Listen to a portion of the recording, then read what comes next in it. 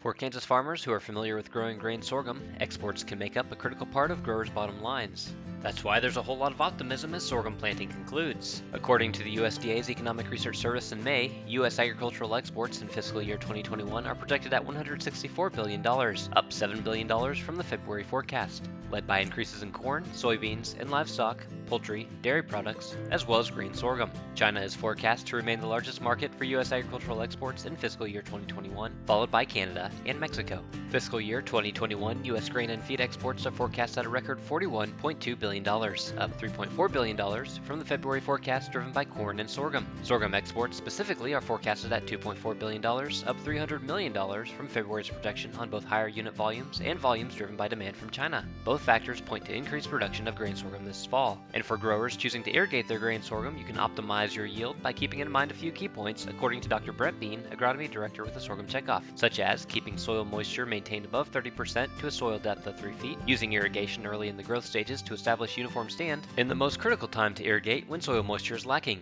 the boot stage, when head emerges at the top of the plant prior to blooming and grain set. Trials over the year have demonstrated how adequate soil water at this stage will greatly enhance yield. For more growing tips, visit Dr. Bean's Agronomy Insights at sorghumcheckoff.com. And for Kansas Grain Sorghum, this is Adam York.